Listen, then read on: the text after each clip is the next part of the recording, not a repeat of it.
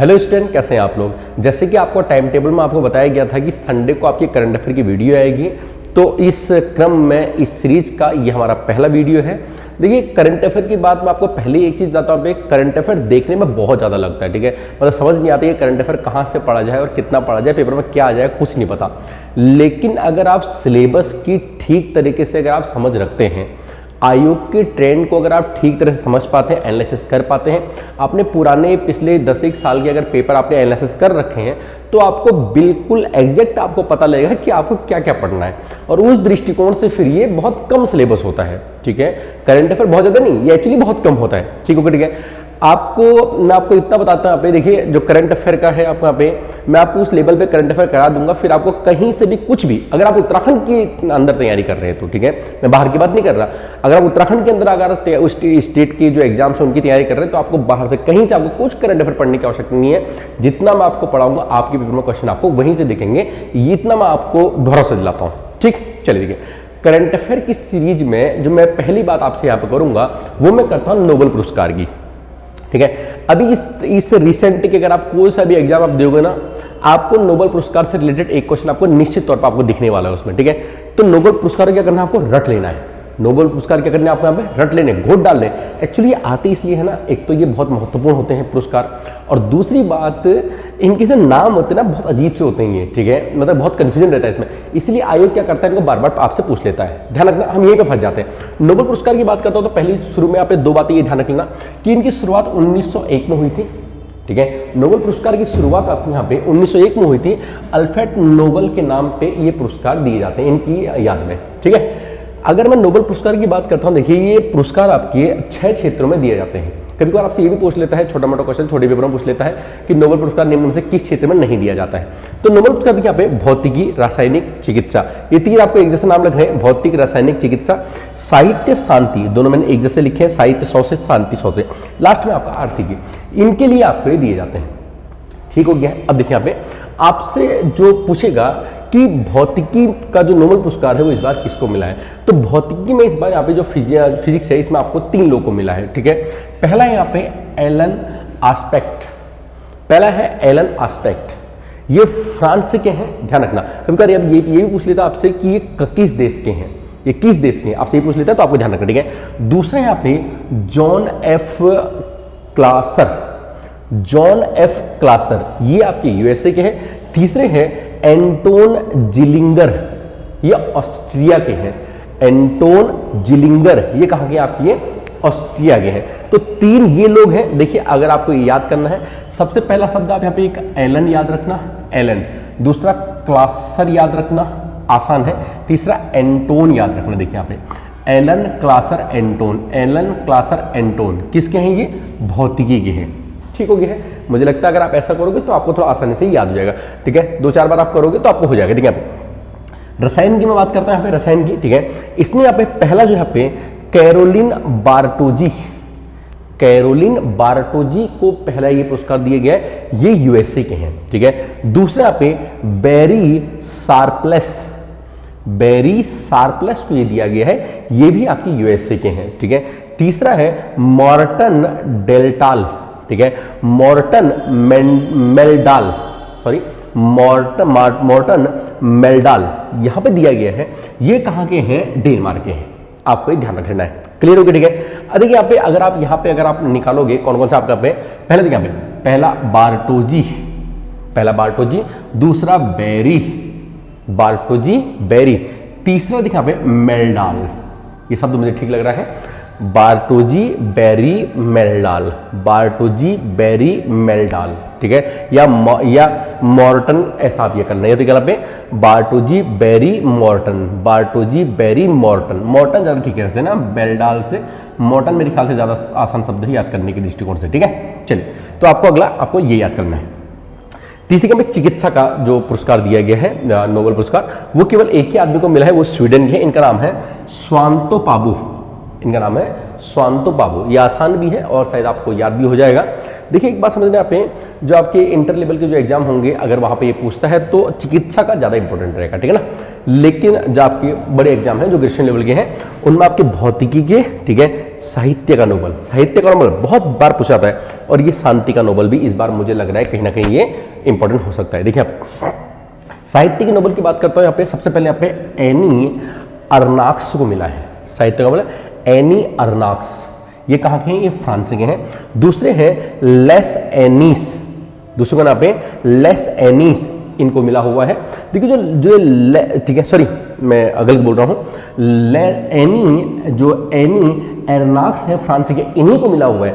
इनका एक संस्मरण आया है, ठीक है, एक पुस्तक है, क्योंकि पुस्तक लिखेंगे तो उसी पे साहित्य मिलता है। इनकी एक पुस्तक है less Annie's the years, less Annie's the years. आपसे ध्यान रखना, बहुत दिमाग में बिठा लेना। क्या आपसे ही पूछ सकता है कि लेस एनीस द ईयर्स पुस्तक के राइटर कौन है? आपसे पूछ सकता है, बिल्कुल पूछ सकता है, 100% पूछ सकता है, ठीक है। देखिए लेस मतलब किसी ना किसी एग्जाम में अगर आसपास के 2-4 एग्जाम देखोगे ना, उसमें आपको दिख जाएगा कि लेस एनीस द ईयर्स जो पुस्तक है वो किसकी है? एनी अर्नाक्स की है। कहाँ की है? फ्रांस के हैं, ठीक है। चलिए शांति का देखिए नोबेल पुरस्कार, शांति का एक्चुअली जो नोबेल पुरस्कार है इस बार थोड़ा अलग तरीके से दिया गया है। एक तो ये दिया गया है एक व्यक्ति को और दो ये दिया गया है संस्थाओं को, जो ऑर्गेनाइजेशन होती है जो काम करती है शांति के लिए, उनको ही दिया गया है। देखिए जो व्यक्ति है उनका नाम है एलस, ठीक है, एलस बियालियात्स्की, इनका नाम है एलस बियात, ठीक है। देखिए थोड़ा सा ध्यान से पढ़ लेना, ठीक है। इस नाम में आप देखो बियालियात्स्की, ठीक है, बियालियात्स्की है ये। और एक दूसरा इनको मिला हुआ है, ठीक है, एक एलएस हो गया, दूसरा मिला हो गया दो संस्थानों को। दो संस्थान कौन कौन से हैं? एक है मेमोरियल, एक संस्था है जो रूस के लिए काम करती है, और दूसरा है सिविल लिबर्टीज, ये यूक्रेन की संस्था है। हम जानते हैं रूस और यूक्रेन के बीच में बहुत युद्ध चल रहा था, अभी थमा हुआ नहीं है, ठीक है। तो ये जो दो संस्थाएं हैं, एक मेमोरियल है, एक यहाँ पे सिविल लिबर्टीज जो है, ये दोनों संस्थाएं शांति के लिए काम कर रही हैं, इसलिए इनको नोबेल दिया गया है, ठीक है। चलिए तीसरा यहाँ पे आर्थिकी, इकोनॉमी के लिए नोबेल पुरस्कार 3 लोगों को मिला हुआ है इकोनॉमी के लिए भी। पहला किसको मिला? वेन एस बर्नानके, ठीक है, वेन एस बर्नानके पहला। दूसरा है डगलस डब्ल्यू डायमंड, ये तो आसान लग रहा है, डगलस डब्ल्यू डायमंड। तीसरा है फिलिप एच डाइबबिंग, ध्यान रखना। देखिए आप ये शब्द थोड़े से ऐसे ही होते हैं, ठीक है, तो थोड़ा ध्यान देकर के हमको पढ़ने की आवश्यकता है। देखिए अगर मैं यहाँ पे देखिए यहाँ अगर आप यहाँ पे रखना चाहो, देखिए पहले बीच में इसमें देखिए यहाँ पे ये ऐसे शब्द आ रहे हैं, यहाँ एस आ रहा है, यहाँ डब्ल्यू आ रहा है, एच आ रहा है। देखिए यहाँ पे ऐसे, यहाँ पे एक एफ भी आ रहा है, लेकिन आपको ऐसा थोड़ा सा ध्यान रखना है। जहाँ एफ आ रहा है ये जॉन क्लास्टर, ये मतलब क्लासर, ये फिजिक्स वाले हैं। देखिए वॉन एस बर्नानके, एक डगलस डब्ल्यू डायमंड, तीसरा फिलिप एच डाइबबिंग। आपको ये ध्यान रख लेना है, ठीक होगा, ठीक है। तो ये है आपके इस बार के जो आपके नोबेल पुरस्कार है, बहुत ही महत्वपूर्ण है, आपको ये देख लेना, ठीक है। चलिए थोड़ा सा इसको मैं लेक्चर को थोड़ा सा आगे बढ़ाता हूँ, कुछ और चीजें भी इसमें हमें महत्वपूर्ण चीजें देखते हैं। चलिए अब नोबेल पुरस्कारों के बाद अब बात करते हैं इंडेक्स रैंकिंग 2022 की। देखिए इंडेक्स रैंकिंग बहुत इंपॉर्टेंट है, यहाँ से भी एक प्रश्न आपको देखने को मिलता है अपने एग्जाम्स। अगर आप प्रीवियस ईयर आप क्वेश्चन पेपर अगर आप करते होंगे तो आपको इस बारे में आपको जानकारी होगी। देखिए यहाँ पे इंडेक्स की बात करते हो तो इंडेक्स सैकड़ों होते हैं, बहुत सारे इंडेक्स होते हैं, लेकिन एग्जाम के लिहाज से केवल ये 10 इंडेक्स आपको याद कर लेने हैं, ठीक है। से बहुत होते हैं लेकिन आपको कितने याद करने हैं? केवल ये 10 जो मैं आपको बता रहा हूँ। देखिए यहाँ पे इसमें सबसे पहला यहाँ पे वैश्विक नवाचार सूचकांक, वैश्विक नवाचार ये नवाचार सर क्या होता है? देखिए यहाँ पे नवाचार का मतलब है कुछ नया करना, ठीक है, मतलब पुरानी विधि के अकॉर्डिंग कुछ नया कर, जैसे इंडस्ट्री में कुछ नया कर दिया, ठीक है, इनोवेशन में मतलब नई इनोवेशन करना, ये हो नवाचार मतलब कुछ नया करना, ठीक है। तो कुछ नए करने के मामले में भारत की जो रैंकिंग है वो 40 दे रखी है। भारत की रैंकिंग कितनी है? 40 दे रखी है। देखिए नवाचार में अगर भारत के राज्यों की बात करते हैं तो उनमें कर्नाटक का पहला स्थान है, अब ये भी ध्यान रख लेना आप, ठीक है। नया करने के मामले में कर्नाटक का भारत में पहला स्थान है। देखिए दूसरा पे मानव विकास सूचकांक, मानव विकास सूचकांक जब मैं बात करता हूं तो इसमें भारत की जो रैंकिंग है वो आपकी 132 है। रैंकिंग कितनी यहाँ पे 132 है, ठीक है। देखिए यहाँ पे इसमें ये जो मानव विकास सूचकांक है इसमें आप जरा ये भी ध्यान रखना है कि इसमें प्रथम रैंकिंग किसकी, क्योंकि मानव विकास है, ह्यूमन डेवलपमेंट है ये, ठीक है। तो इसमें प्रथम जो स्थिति है यहाँ पे पहली रैंकिंग है वो स्विट्जरलैंड की है, ठीक है। चलिए तीसरी जगह पे हेनले पासपोर्ट सूचकांक। हेनले पासपोर्ट सूचकांक, देखिए ये होता क्या है, हेनले पासपोर्ट का मतलब ये है आपके देश के कितने पासपोर्टधारी किसी दूसरे देश में पूर्व से ही वीजा मिले बिना जा सकते हैं। इस आधार पर जो रैंक तैयार होती है उसे बोलते हैं हेनले पासपोर्ट सूचकांक रैंक, ठीक है। इसमें भारत का स्थान जो है 87वां स्थान है, 87। अगले देखिए यहाँ पे ग्लोबल जेंडर गैप सूचकांक, ग्लोबल जेंडर गैप सूचकांक, ठीक है। इसमें भारत का 135वां स्थान है। विश्व प्रेस सूचकांक, विश्व प्रेस मतलब किस देश की प्रेस जो है वो कितने सही तरह से काम कर रही है, इसलिए उस आधार पर दिया जाता है।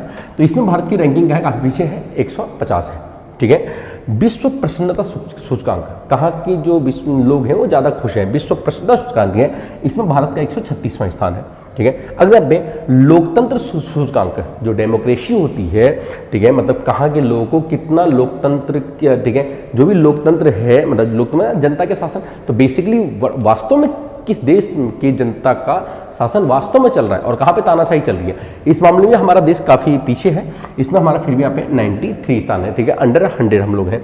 भ्रष्टाचार धारण सूचकांक, भ्रष्टाचार धारण सूचकांक में आपका यहाँ पे 50वां स्थान है, ठीक है।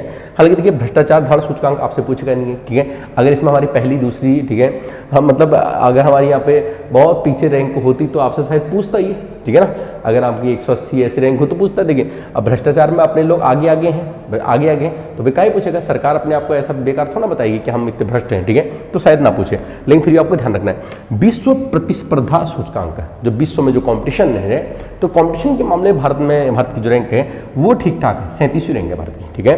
ये आपसे पूछ सकता है, ध्यान रखना है। देखिए एक बात समझ पे, जिन चीज़ों में भारत अच्छा कर रहा है तो उनमें आपसे ज़्यादातर पूछता है, ठीक है। यहाँ पे देखिए, यहाँ पे जैसे नवाचार में नए इनोवेशन में अच्छा काम कर रहा है, ठीक है।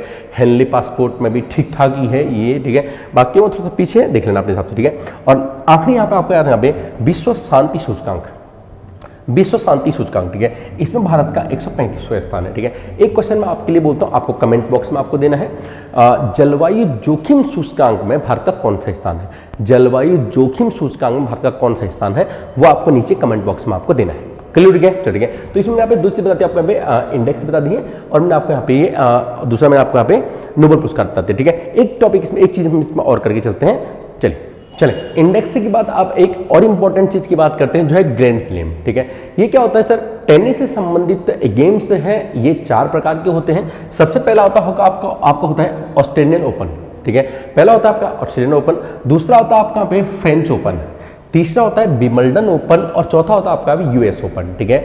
इनमें बहुत सारी चीजें होती हैं, आपको क्या करना है, आपको 2 बातें याद रखनी, क्या कि फ्रेंच ओपन में पुरुष एकल में कौन विजेता रहा और महिला एकल में कौन विजेता रहा, बस आपको यही 2 बातें पता होनी चाहिए इन चारों के बारे में, ठीक होगा, ठीक है।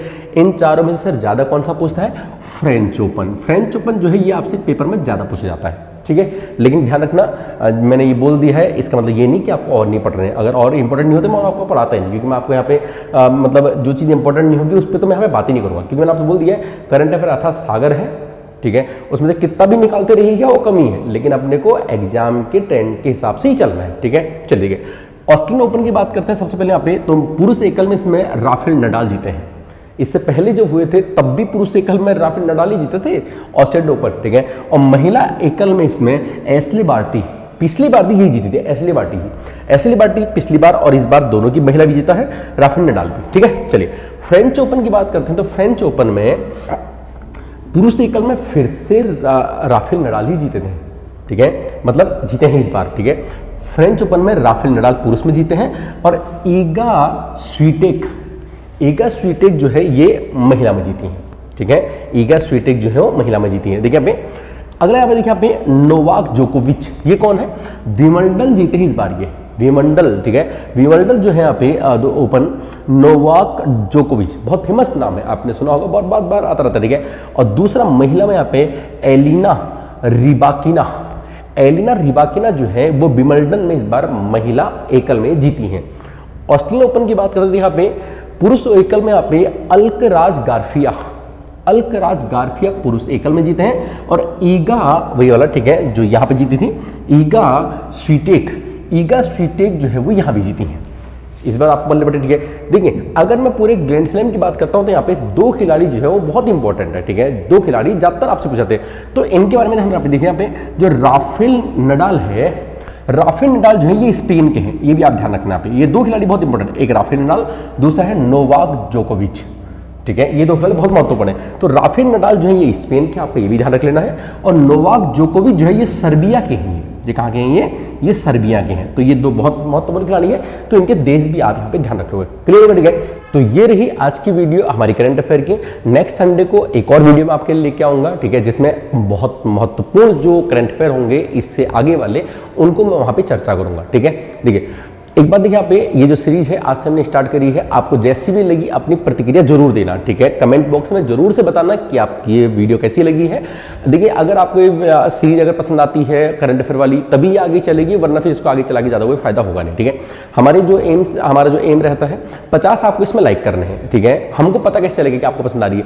50 आपको इसमें लाइक करने हैं और 25 आपको इसमें शेयर करने हैं। अगर आप इतना काम कर देते हैं तो करंट अफेयर की सीरीज भी आपकी बाकी सीरीजों की तरह कंटिन्यू आपकी चलती रहेगी। क्लियर हो गया? ठीक है, चलिए ठीक है, तो बने रहिए। थैंक यू, शुक्रिया, धन्यवाद।